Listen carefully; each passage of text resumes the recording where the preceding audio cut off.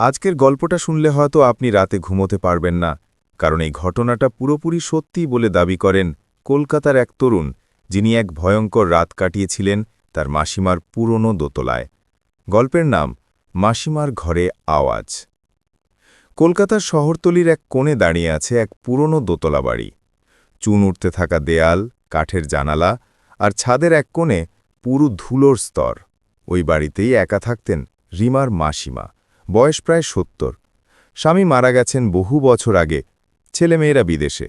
একা থাকা নিয়ে মাসিমার কোনো ভয় ছিল না, কিন্তু গত কয়েক মাস ধরে কিছু একটা অদ্ভুত ঘটতে শুরু করেছিল।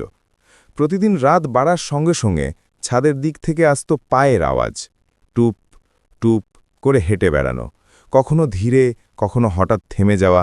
মাসিমা ভেবেছিলেন হয়তো ইঁদুর বা বিড়াল, কিন্তু আওয়াজটা ছিল ভারী, যেন কারোর মানুষের পায়ের শব্দ।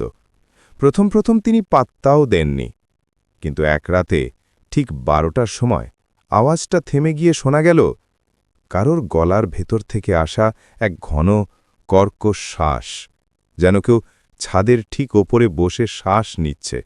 ভয় পেয়ে মাসিমা ফোন করলেন তার ভাতিজা রাহুলকে। রাহুল কলেজে পড়ে, শহরে থাকে। ফোনে মাসিমার কণ্ঠ কাঁপছিল, বাবু, রাতে কেউ ছাদে হাঁটে, যেন কাঠের মেঝে কেঁপে ওঠে, তুই কাল একবার আয় না রে। রাহুল পরদিন সকালে গেল, চারপাশ ঘুরে কিছুই পেল না। ছাদে উঠেও দেখল পুরনো টিনের ছাদে ধুলো আর শুকনো পাতা ছাড়া কিছু নেই। সে হাসতে হাসতে বলল, মাসি, এত চিন্তা করো না, হয়তো বাতাসের টিন নড়ে। মাসিমা মাথা নেড়ে কিছু বললেন না। কিন্তু সেই রাতেই সবকিছু পাল্টে গেল। রাহুলও সেদিন মাসিমার বাড়িতেই ঘুমোতে থেকে গেল, যেন যদি আমার আওয়াজ হয় তাহলে ধরতে পারে। রাত তখন প্রায় ১২টা। নিচতলার ঘরে মাসিমা, দোতলায় রাহুল।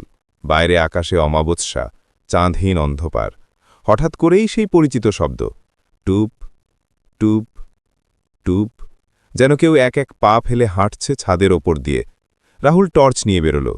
চারদিক নিস্তব্ধ, বাতাসে এক ধরনের গন্ধ, স্যাঁতসেঁতে পচা ফুলের মতো। সে টর্চ মেরে দোতলার বারান্দা দিয়ে ছাদের দিকে তাকাতেই আওয়াজটা থেমে গেল।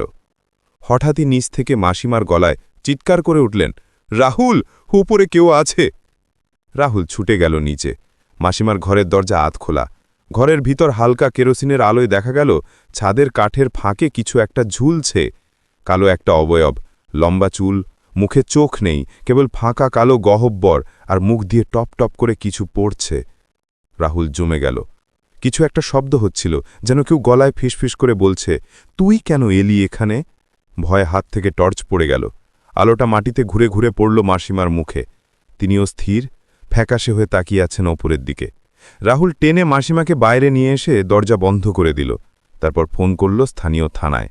পুলিশ এলে তারা ছাদের ঘর খুলে দেখে পুরনো কাঠের বিমে এক নারীর অর্ধগলিত লাশ ঝুলছে, শুকনো সাদা শাড়ি পরে।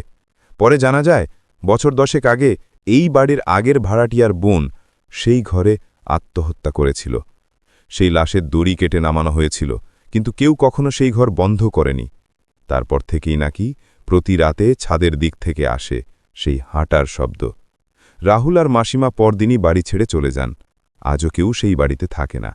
স্থানীয়রা বলে, অমাবস্যার রাতে ওই ছাদের কাছ দিয়ে গেলে একটা ঠান্ডা বাতাস গায়ে লাগে, আর কানে আসে হালকা পায়ের আওয়াজ।